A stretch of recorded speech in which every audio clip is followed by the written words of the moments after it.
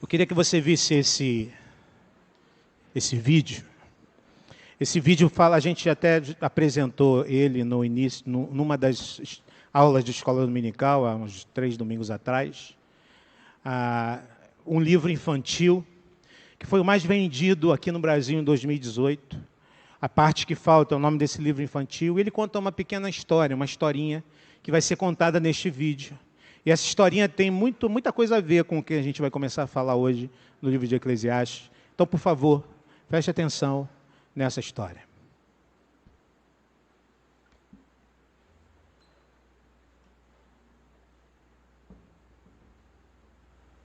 Faltava-lhe uma parte, e ele não era feliz.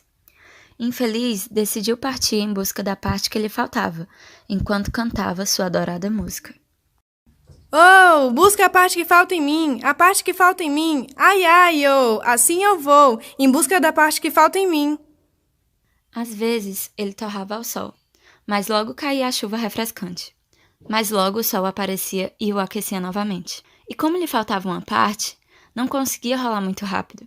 Assim, podia parar para conversar com uma minhoca, ou sentir o aroma de uma flor, e às vezes ultrapassava um besouro.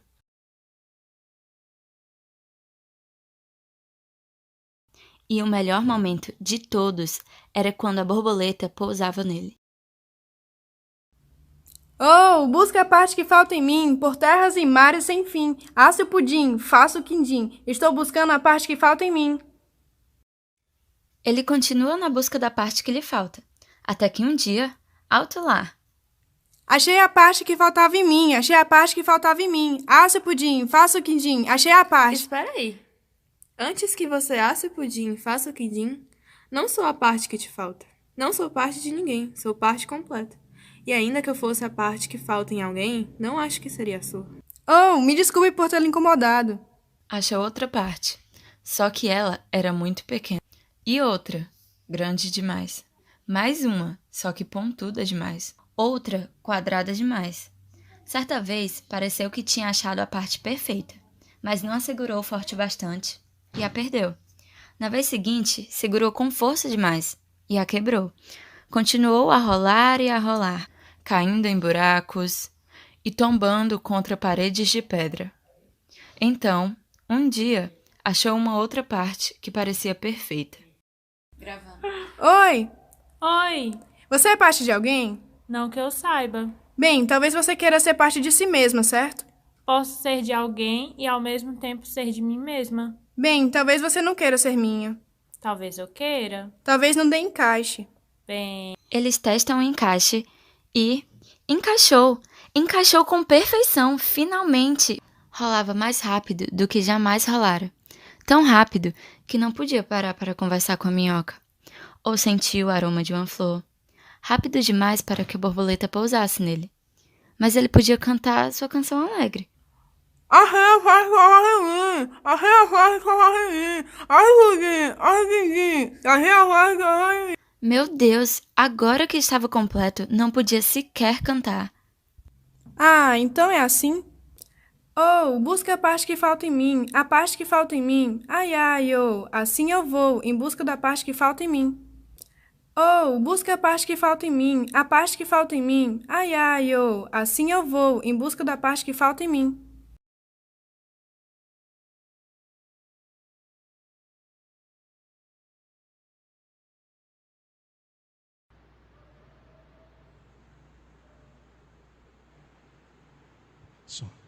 Muito bem, esse livro, A Parte que Falta, é do Shel Silverstein. E ele foi o livro mais vendido. Por quê? De fato, ele fala sobre algo que é comum a todo ser humano.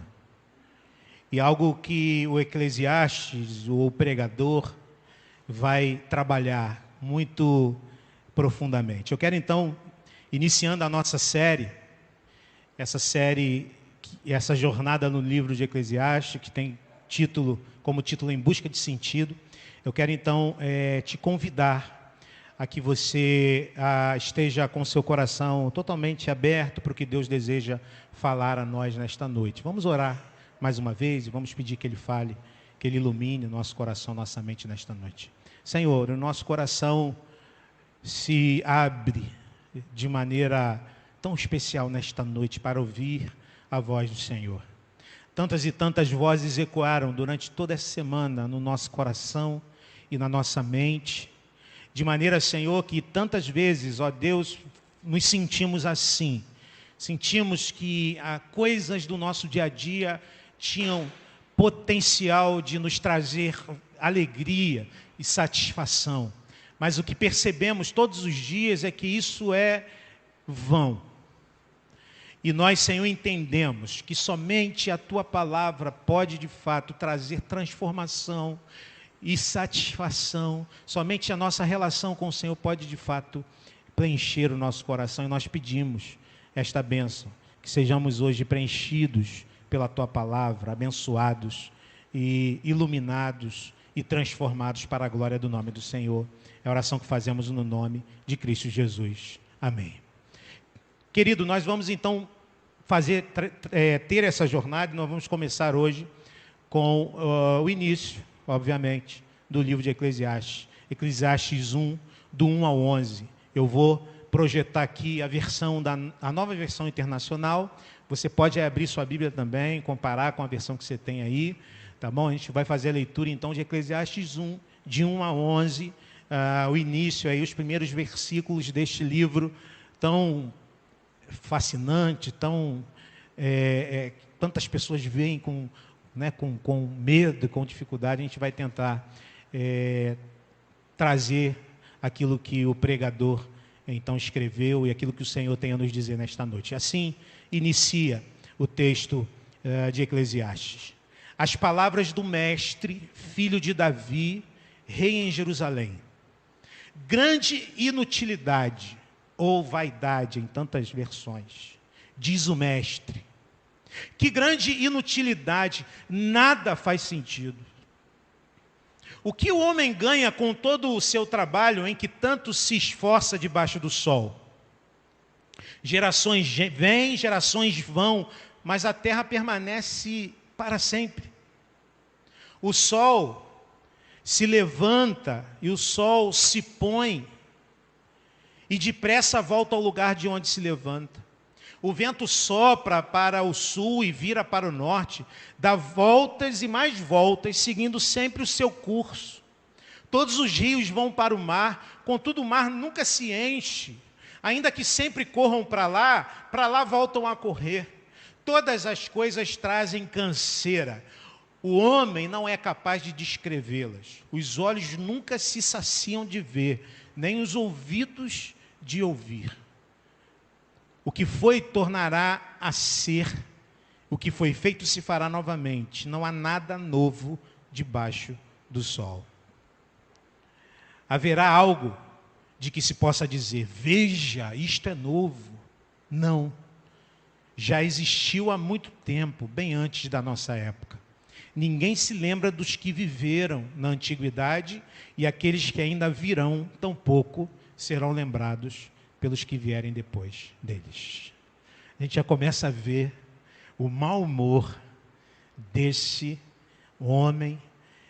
A gente vai ver sobre a autoria. Alguns falam que é Salomão, outros dizem que é um texto mais tardio. No entanto, a gente já percebe o mau humor ou o ceticismo do coração deste homem em olhar as coisas, a vida como ela é.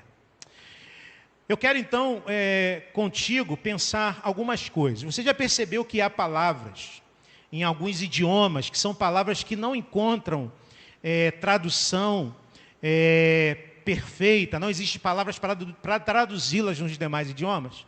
Uma das palavras que a gente conhece bem no português, que não tem tradução em outras línguas, é qual? Saudade, né? Saudade. Não há tradução para saudade em outras línguas, né? Ou seja, aquela sensação de falta de alguma coisa que chamamos de saudade. Isso não quer dizer que os italianos, os americanos, os quenianos, eles não sintam isso. Isso só quer dizer que eles não criaram uma palavra para essa sensação. Eles descrevem com mais de uma palavra. Eu trouxe, curiosamente, algumas palavras de outros idiomas, e aí invertendo a história, palavras que não encontram uma tradução em uma palavra só na nossa língua. Algumas coisas interessantes. Por exemplo, essa palavra aqui, tingo, é uma palavra pascuense, uma língua da Polinésia, que significa o seguinte: roubar gradualmente todas as posses do vizinho ao pedi-las emprestado e nunca devolvê-las. Você faz tingo com o seu vizinho? Fala a verdade. Eu estou com os livros da Larissa, ainda bem que ela não veio hoje. De repente ela está aqui vendo a gente. Estou com os livros que ela me emprestou, ainda não devolvi. Larissa, não quero ficar com os livros, fique tranquila. Uma outra palavra, tsundoku, do japonês. Essa palavrinha significa o seguinte: o ato de comprar e não ler um livro, tipicamente formando uma pilha junto a outros livros não lidos. Você faz isso? Eu tenho bastante livros lá, que eu comprei e que eu nunca li. Sabe, quando você está estudando, está lá na faculdade, tem livro que você fica doido para comprar livro, e você começa a comprar um montão de livro que você nunca vai pôr a mão. E isso acontece bastante. Uma outra palavra, agora, é difícil de pronunciar, né? Palavra do Inuit, que é uma região do Ártico da América do Norte. Deve ser Iqtsuarpok. Você faz Iqtsuarpok? Você faz isso? Iqtsuarpok é a frustração de esperar alguém aparecer. Você fica esperando alguém aparecer e não aparece ninguém. Talvez seja também aquela aspiração, aquela frustração de esperar alguém aparecer em sua vida também. Pode ser Iqtsuarpok. Uma palavra do alemão. Quem fala alemão aí? Como que pronuncia isso aí? Fernua. Deve ser isso. Né? Se não for, por favor, me corrijam. Significa sentir saudade de algum lugar onde você nunca esteve.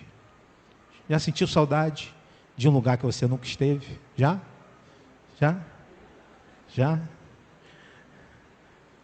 A gente tem saudade do céu.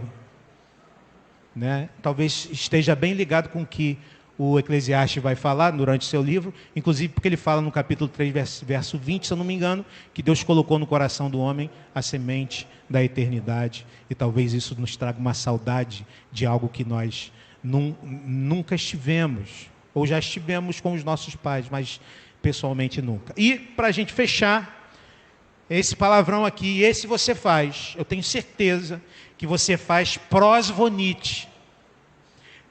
Dar apenas um toque no celular para que a outra pessoa ligue de volta e você não precise gastar créditos. É uma palavra do tcheco. Né? Então, quando a pessoa quer falar sobre alguém que faz isso, ela não precisa explicar isso tudo. Ela diz uma palavra só e pronto, está resolvido o problema. Em Eclesiastes, nós temos também palavras-chave, que são palavras de difícil tradução. Com uma única palavra, nós vamos ver isso. Mais do que isso, preste atenção nisso. Eclesiastes é um livro para falar de um sentimento difícil de traduzir. E esse é o tema da nossa primeira mensagem. O Eclesiastes é um livro escrito para falar de um sentimento difícil de traduzir, uma sensação difícil de colocar em palavras.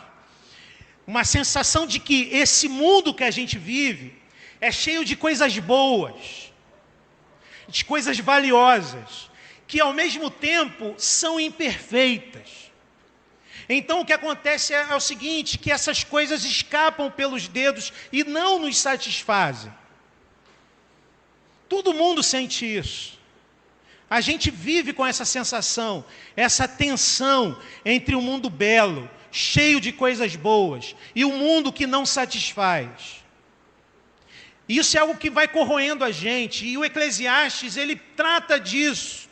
Há dias que as coisas acontecem, há dias que a gente se sente muito satisfeito, que parece que a vida está cheia de sentido, estamos felizes, realizados, e logo chegam dias em que nada parece fazer sentido, tudo perde o sentido.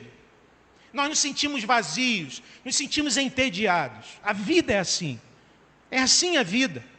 Esse não é um sentimento somente meu, eu me sinto assim muitas vezes. Há dias que são maravilhosos, eu chego no final do dia, que dia produtivo, que coisa boa. que dia bom. E no dia seguinte, muitas vezes, eu chego já na meio da tarde dizendo que dia horrível, que vazio no coração. Porque que nada faz sentido. E o Eclesiastes, então, ele tenta, e na minha opinião consegue, nos dar uma resposta valiosa.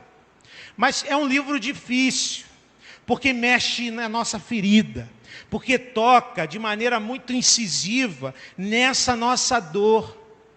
E eu tenho certeza, meu querido irmão, irmã, você que nos acompanha aqui, eu tenho certeza que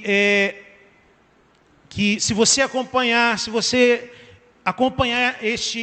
esta série, você sairá desses estudos com respostas importantes para a falta de sentido com que a vida se apresenta muitas vezes. Em resumo, nós vamos hoje aprender que sem Deus, o mundo é apenas inutilidade, vaidade, fragilidade e frustração. Em resumo, a nossa mensagem vai dizer isto: sem Deus, o mundo é apenas vaidade, fragilidade e frustração. Então vamos lá, vamos começar a descascar esse abacaxi aqui. Primeira lição do texto: a vida é efêmera, a vida é frágil.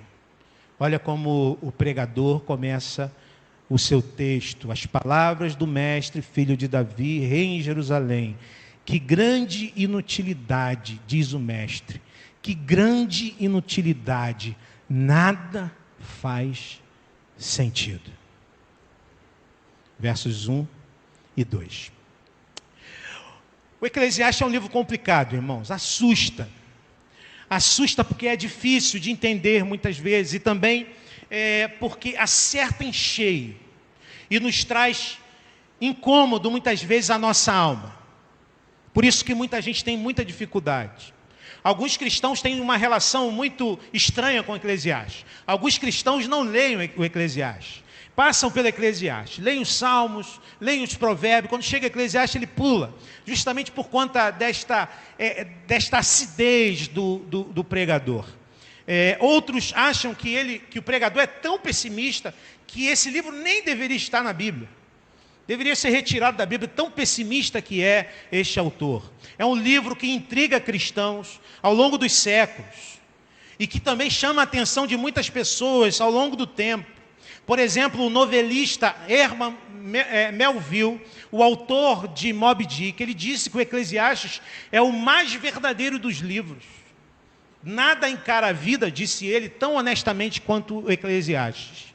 O Eclesiastes, além disso, ele tocou muitos artistas. Por exemplo, bandas de rock como U2 e outros grupos já fizeram músicas sobre Eclesiastes. Uma banda conhecida nos anos 60, chamada os Byrds, eles têm uma música sobre Eclesiastes 3, que tem como título Turn, Turn, Turn. Volta, volta, tudo volta.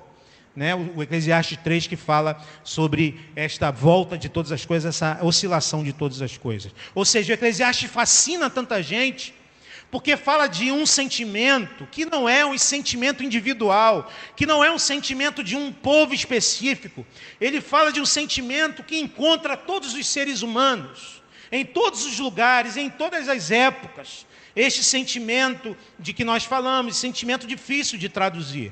Os teólogos também falam do Eclesiastes. Por exemplo, o teólogo Philip Ryken, que escreveu um comentário que nós vamos usar muito aqui, ele diz o seguinte: tente pensar no Eclesiastes como aquele livro que foi escrito na segunda-feira de manhã, e você vai entendê-lo.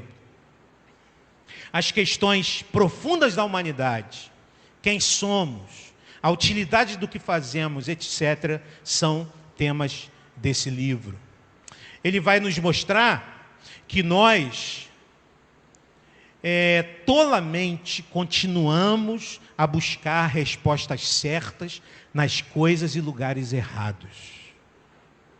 Vamos falar um pouquinho do autor? E aí eu vou passar bem rapidamente o autor do Eclesiastes. A maioria dos teólogos e a tradição, de uma maneira geral, aponta Salomão como autor do Eclesiastes, embora alguns teólogos da alta crítica, da teologia, digam que esse livro, esse hebraico, esse texto seria um texto mais tardio. No entanto, o que eu quero te chamar a atenção é que devemos pensar no autor como alguém que teve possibilidade de aproveitar de todas as realizações possíveis para tentar encontrar o sentido da vida. E nesse caso, Salomão se encaixaria perfeitamente como um rei muito rico, com acesso a tantas e tantas coisas, como autor desse livro. O livro, e essa palavra, né, o autor se identifica com esse termo, um termo do hebraico chamado Kohelet, que significa, ou que é traduzido pela maioria das pessoas, por Lutero, inclusive, e tantos outros reformados, como o pregador, uma palavra difícil de traduzir também, Kohelet. Ao mesmo tempo, um sábio, um mestre, um professor. Essa palavra vem da ideia daquele que reúne uma multidão, reúne uma assembleia para ensinar. Daí a ideia de pregador, ou de eclesiastes, da palavra eclesia, que deu origem à igreja, e que significa assembleia. Então, Eclesiastes, ou o pregador, o Kohelet, este homem, este sábio, este mestre, que reúne uma assembleia para falar algo importante. E o pregador está dizendo que tudo o que ele tem à sua disposição, tudo é inutilidade, tudo é vaidade. E aqui, adivinha, outra palavra difícil de traduzir. Essa palavra aqui, do hebraico rebel. Essa palavra, que é traduzida aqui por inutilidade na NVI, essa palavra tem várias conotações, ela é difícil de traduzir. Por exemplo, a Revista Atualizada traduz por vaidade. A Almeida, século XXI, traduz por ilusão. A NVI traduz, como o texto que nós vimos, por inutilidade. Todas essas palavras apontam para um aspecto deste significado, por isso é difícil traduzir. Essa palavra literalmente significa vapor, fumaça, algo efêmero, algo passageiro, algo que você não tem como segurar. Para você ter ideia, lá o Salmo 78, verso 33, o salmista usa essa palavra para dizer assim, por isso ele encerrou os dias deles como um sopro, e os anos deles em repentino pavor. Fumaça. O que o pregador está dizendo é o seguinte, queridos irmãos, a nossa vida é rebel, a nossa vida é um sopro, a nossa vida é fumaça. Isso volta a aparecer já no grego, em Tiago 4,14, quando Tiago escreve o seguinte, vocês são como a neblina, que aparece por um pouco de tempo e depois se dissipa. Vapor, algo que não dura. A primeira palavra dura do Eclesiastes para nós, mas extremamente realista, é esta.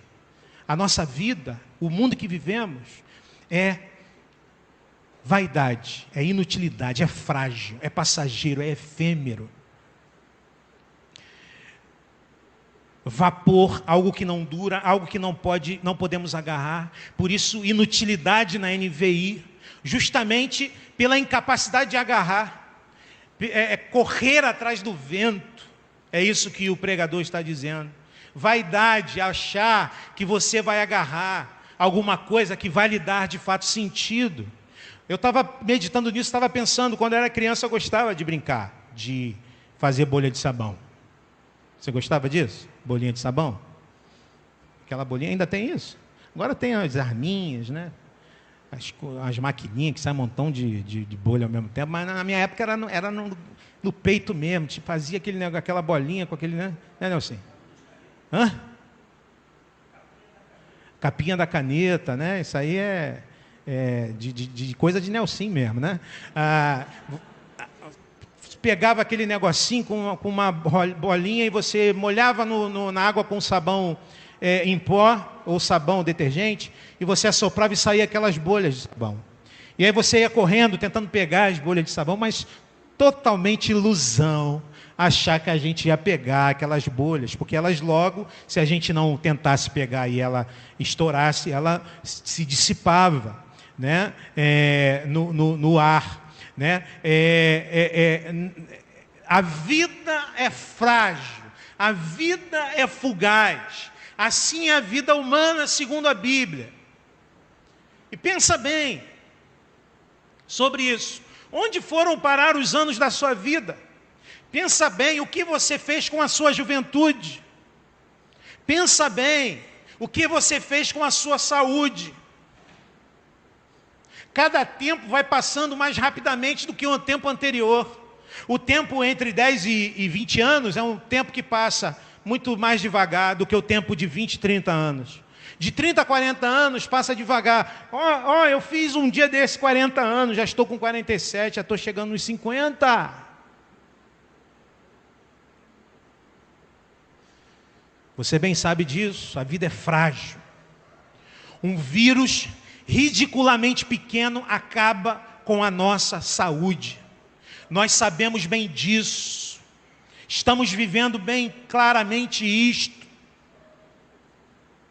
E parece que o vírus já não está por aí, pelo que eu tenho visto no dia a dia.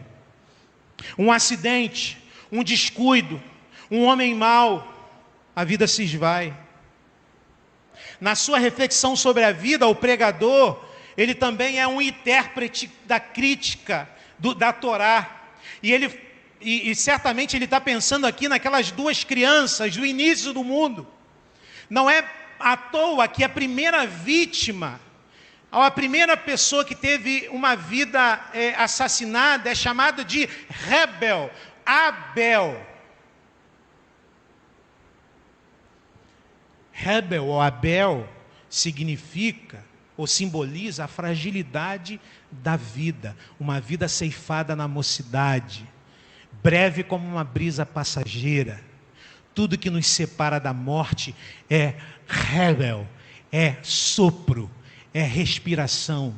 É interessante que a gente vive num tempo em que um vírus pequeno demais ameaça a nossa rebel, a nossa respiração. E nós estamos por isso de pensar na vida e na morte. Porque se isso acaba, a vida acaba. Se o sopro, se o rebel, se o vapor que sai da minha boca deixa de sair, acabou a vida. É isso que é a vida humana, frágil e efêmera, é o que diz o pregador. Essa é a primeira lição que o pregador nos ensina. A vida é frágil, a vida é vapor. Será que você aguenta mais 2 lições dessa? Esse é o pregador. A segunda lição que ele nos ensina, a vida é frustrante e repetitiva. Não sai correndo, por favor, espera acabar o culto. A vida é frustrante e é repetitiva. Ele diz no versículo 3, o que o homem ganha com todo o trabalho em que tanto se esforça debaixo do sol. O pregador começa a desembrulhar aqui ideias, as ideias dos primeiros versos. Ele vai começar a pesquisar, ele vai começar a experimentar e a buscar se há algo debaixo do sol que de fato pode trazer real sentido à vida humana. Algum trabalho seria realmente proveitoso, algum trabalho traria de fato lucro à vida do ser humano. O pregador vai responder que não. Desde criança nós nos preparamos para o mercado de trabalho. E o que aprendemos depois de anos é que nós trabalhamos e olhamos para o trabalho e pouca coisa se faz. E pouca coisa de muito proveito. Fazemos coisas e vem outros atrás de nós que desfazem as coisas que fizemos. Um pai e uma mãe olham para a família e pensam, eu ensino meu filho e nada. Há algum avanço, sim, mas muito pequeno. Não há mudanças robustas. É o que o pregador está dizendo. Versículo 4, ele diz, gerações vêm, gerações vão, mas a terra permanece para sempre. Ele começa a refletir em como as gerações passam. E as que vêm fazem as mesmas coisas e as mesmas bobagens que as gerações antigas fizeram. A sensação de tédio. Quanto mais as coisas mudam, mais elas permanecem as mesmas. É assim que a vida é. A gente tenta se enganar de que não é assim, mas é assim. Às vezes a gente cai na tentação de dizer assim, antigamente era tão melhor. De vez em quando eu faço isso também. Antigamente era tão melhor. Um homem disse sobre a juventude de seu tempo o seguinte. Preste atenção. Um homem disse, os jovens de hoje gostam do luxo, são mal comportados, desprezam a autoridade, não têm respeito pelos mais velhos, se passam o tempo todo a falar em vez de trabalhar, não se levantam quando o adulto chega, contradizem os pais. Sabe quem disse isso? Sócrates. Sócrates, o filósofo grego. Geração vai, geração vem, continuamos lutando as mesmas lutas. A arte, inclusive, fala sobre isso. E a gente sempre tenta fazer essa reflexão de olharmos para a cultura e percebermos o que a arte e a cultura têm dito sobre as coisas que nós refletimos aqui. Por exemplo, a música da MPB, da Elis Regina. Né? Vocês conhecem a Elis Regina? Que já foi há muito tempo, né? Elis Regina, essa música Como os Nossos Pais, que é uma música do Belchior, né? Composição do Belchior. O Belchior fala sobre isso. Ele tem uma parte da música que diz assim: já faz tempo eu vi você na rua, cabelo ao vento, gente jovem reunida. Na parede da memória, essa lembrança é o quadro que dói mais. Minha dor é perceber que, apesar de termos feito tudo o que fizemos, ainda somos os mesmos e vivemos como os nossos pais. Geração vai, geração vem, e a terra permanece a mesma, e nós continuamos vivendo como os nossos pais. Quem sabe a natureza? O pregador começa então a pesquisar. Quem sabe a natureza possa ser este lugar da novidade, em que nós encontramos alguma coisa nova, alguma coisa que faz sentido. Ele diz então, o sol se levanta e o sol se põe, e depressa volta ao lugar de onde se levanta. O vento sopra para o sul e vira para o norte, dá voltas e mais voltas, seguindo sempre o seu curso. Todos os rios vão para o mar, contudo o mar nunca se enche, ainda que sempre corram para lá voltam a correr. O pregador investigou a criação, e o que ele encontra, irmãos? Mesmice. Lá vem o sol, lá vai o sol, sempre a mesma coisa. E os rios correm, mas nunca enchem o mar. Nada acontece de novo, muita agitação para nada. Não adianta os rios quererem encher o mar, nunca vai acontecer isto. Os animais fazem a mesma coisa, eles repetem a mesma coisa. Sempre as mesmas coisas, e assim conosco também. A gente entra um novo ano, perde peso, tem uma galera aí perdendo peso. O pastor já falou que é perder peso, não consegue.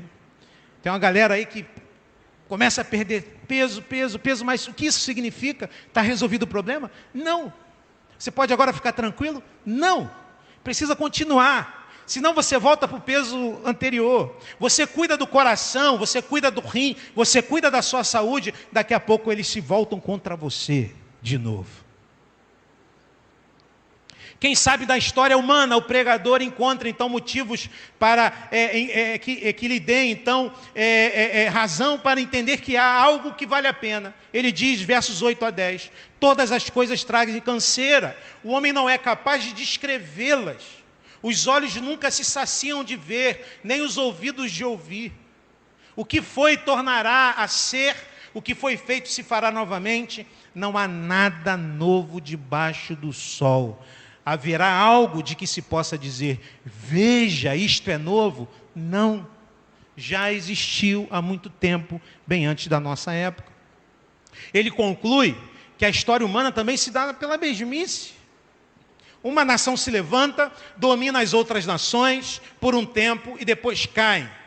Outra nação passa a dominar por um tempo e também cai. A corrupção aparece, dissolve o império e ele cai. Surge outro que repete a mesma coisa. Os palestinos estão em guerra? Continuam assim. Uma nação, um grupo X se separa do país Z, ou quer se separar do país Z, e continua sendo assim, nada muda, sempre a mesma história. Na filosofia, vocês sabem que eu fiz a graduação em filosofia, na filosofia a gente chega lá e os professores dizem, não queira dizer nada, tudo já foi dito na filosofia, não queira inventar uma filosofia nova. Tudo é nota de rodapé de Platão na filosofia. E na ciência, pastor, na ciência as coisas mudam. Pastor, na ciência as coisas mudam. É verdade, mas te pergunto o seguinte, resolvemos os nossos problemas ou descobrimos maneiras diferentes de sentir outras dores com o desenvolvimento científico e tecnológico? Ciência nuclear? Grande avanço tecnológico? Ou somente um meio de matar mais pessoas?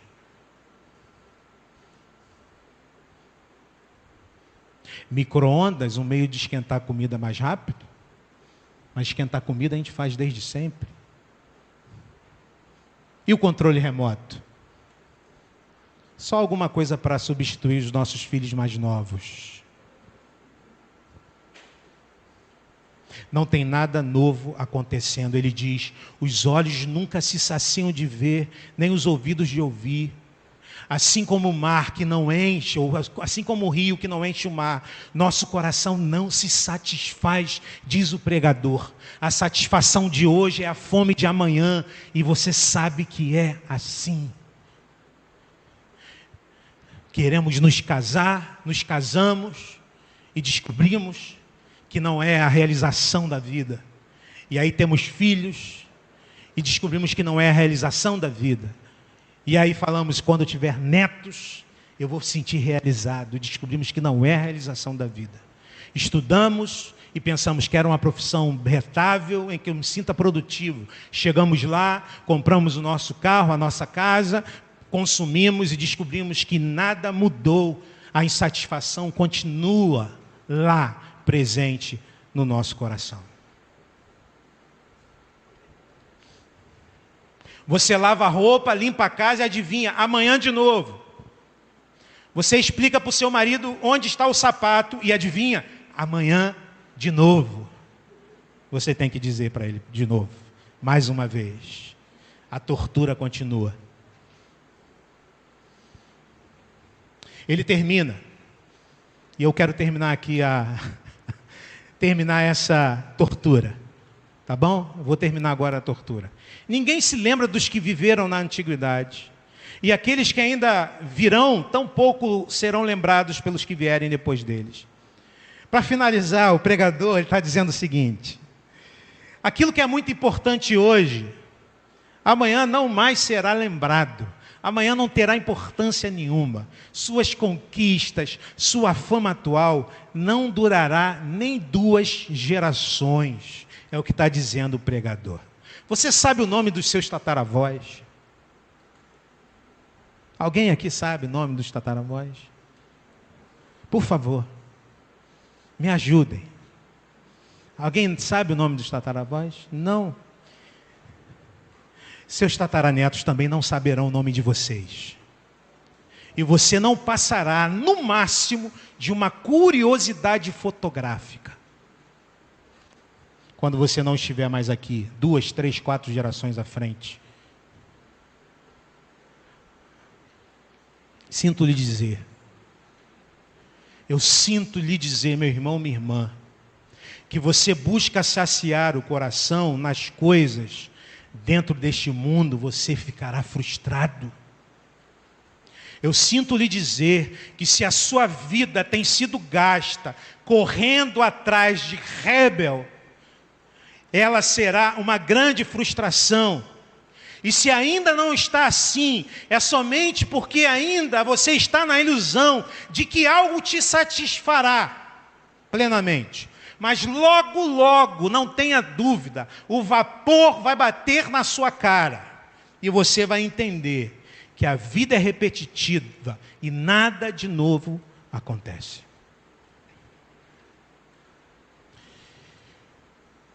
Respira. Respira o rebel, o vapor, e vamos para o terceiro ponto, porque aqui há uma resposta para nós. A vida só faz sentido diante de Deus.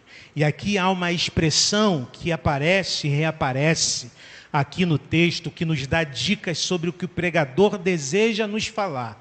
E a expressão é essa expressão: debaixo do sol. A vida é frágil e passageira, e nada acontece de novo, mas isto é a realidade debaixo do sol. Vivendo a vida somente numa perspectiva terrena, vivendo a vida sempre numa perspectiva das coisas que acontecem debaixo do sol, a vida será frágil, a vida será pouca, a vida será entediosa. O segredo está em tentar olhar acima do sol. O segredo está em tentar perceber e ver a vida com outros óculos, com uma outra cosmovisão. O segredo é perceber que a realidade debaixo do sol é uma realidade triste, mas há uma realidade para além, acima do sol, que é uma realidade abençoadora. Philip Ryken, ele explica que o pregador está fazendo aqui que, a fim de nos aproximar de Deus de forma mais plena, ele primeiro tenta tirar do coração qualquer maneira, qualquer ídolo, qualquer possibilidade de encontrarmos vida fora de Deus. O pregador está aqui demolindo esta construção de mundo que está ligado a essas coisas terrenas. Demolindo qualquer esperança de vida real e verdadeira debaixo do sol. É o que está fazendo o pregador. Esta cidade aqui é a cidade de Varsóvia, em 1945, em plena Segunda Guerra Mundial, na Polônia. Imagina que essa cidade devastada, imagina que alienígenas chegassem à Terra justamente neste dia, neste ano, em Varsóvia, e eles veriam prédios destruídos e diriam: que arquitetura interessante desses terráqueos. Eles constroem prédios pela metade.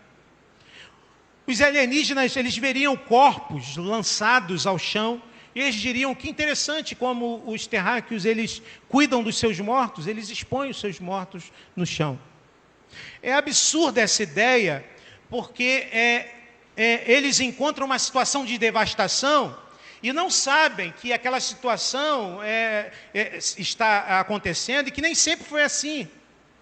O que o pregador, o Kohelet do Eclesiastes, está falando é o seguinte: ao olharmos o mundo apenas debaixo do sol, nós estamos encontrando uma cidade devastada pela guerra, nós estamos encontrando uma terra devastada pelo conflito entre Deus e o homem. É isto que acontece na nossa vida debaixo do sol, por causa da rebelião humana. Depois de Gênesis 3, nós vivemos um mundo devastado, um mundo devastado pela guerra. Devemos olhar então este mundo, devemos olhar o trabalho, o prazer, o dinheiro, a vida toda, pelo que ela realmente é. E o que é a nossa vida debaixo do sol? Apenas devastação.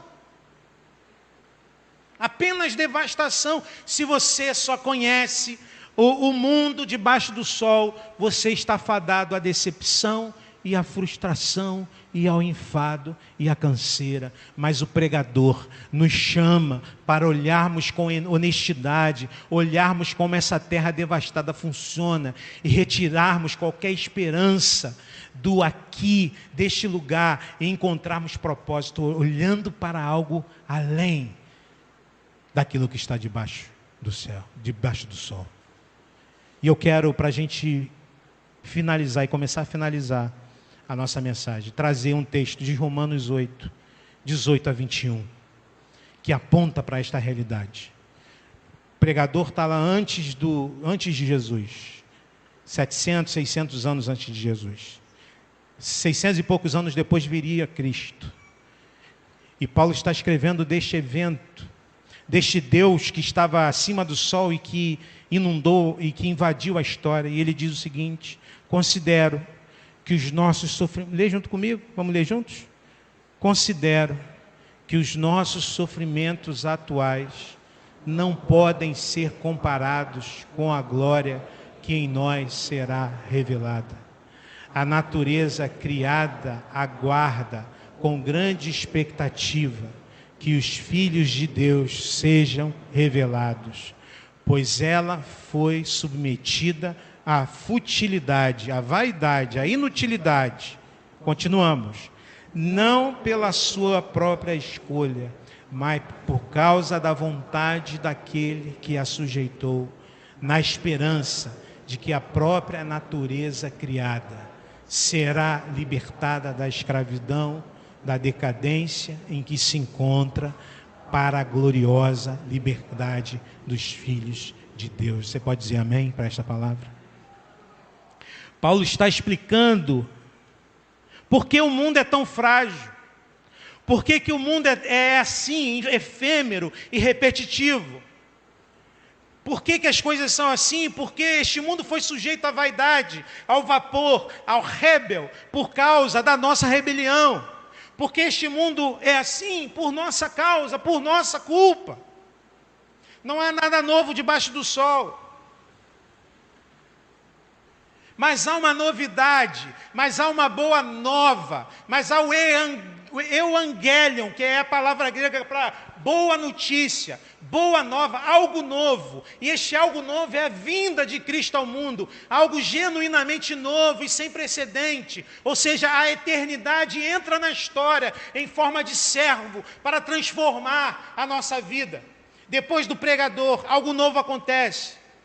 Enquanto pensamos somente debaixo do sol, não temos esperança. Mas quando pensamos, queridos irmãos, naquele que veio de cima do sol e habitou entre nós, e tabernaculou conosco, e mudou a nossa vida, por meio de sua vida perfeita, por meio do Calvário, por meio da ressurreição, nós podemos entender.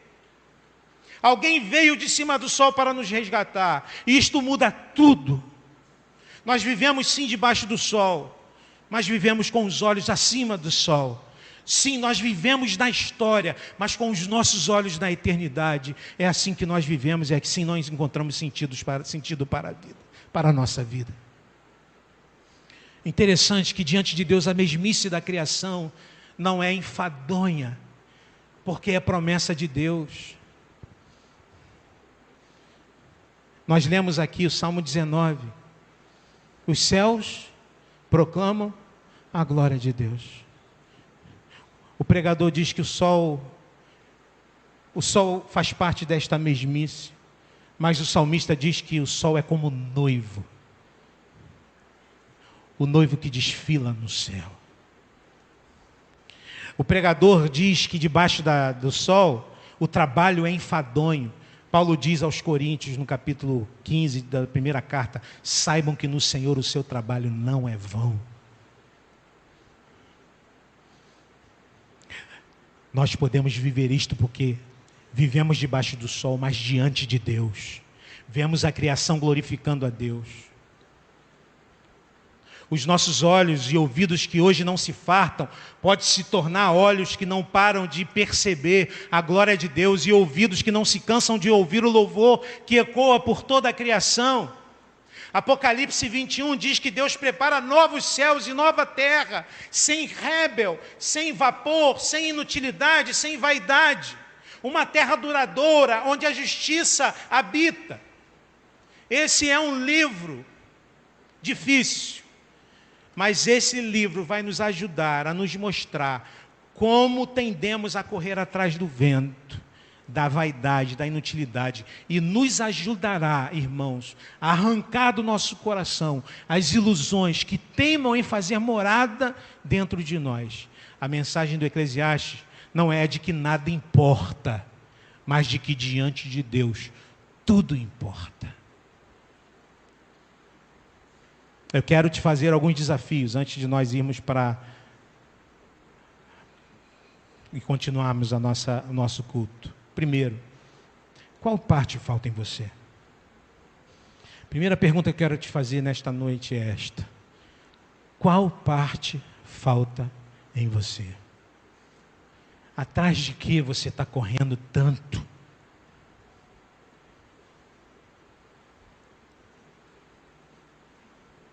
Você está gastando a sua vida, sobretudo, com o quê? Dinheiro, sucesso profissional, afetividade, amores, religião. Qual parte falta em você? É interessante que, para a gente fazer a segunda reflexão, eu trouxe aqui uma frase de Santo Agostinho. Ele disse, na sua oração: fizeste-nos para ti, e inquieto está o nosso coração enquanto não repousa em ti. Quando Agostinho está dizendo isso, ele está falando isso totalmente de acordo com Eclesiastes. Enquanto gastamos a nossa vida ansiando preencher o vazio do nosso coração com as coisas que estão debaixo do sol, nosso coração está inquieto, não há paz, não há tranquilidade. Só quando nós estamos diante de Deus, só quando nós olhamos e conseguimos vislumbrar para aquele que está acima do sol, mas que não ficou acima do sol, mas que veio até nós para fazer morada no nosso coração, Jesus Cristo. Nós cantamos aqui: tudo o que vivi, todos os meus amores, todos os meus planos, nada é melhor do que aquilo que encontrei no meu Cristo. A palavra do pregador é esta: jogue fora. E a gente não está dizendo aqui para você deixar de trabalhar, para você deixar de querer ter uma carreira profissional de sucesso, de você deixar de buscar uma vida amorosa e familiar boa. O que a gente está dizendo aqui é o seguinte: não deixe que essas coisas se tornem o sentido, a razão da sua vida. Busquem em primeiro lugar o reino de Deus, e todas as demais coisas serão acrescentadas. Que Deus abençoe você, que Deus nos abençoe, e que a gente continue nessa jornada do Eclesiastes, com a certeza de que o Senhor deseja nos abençoar.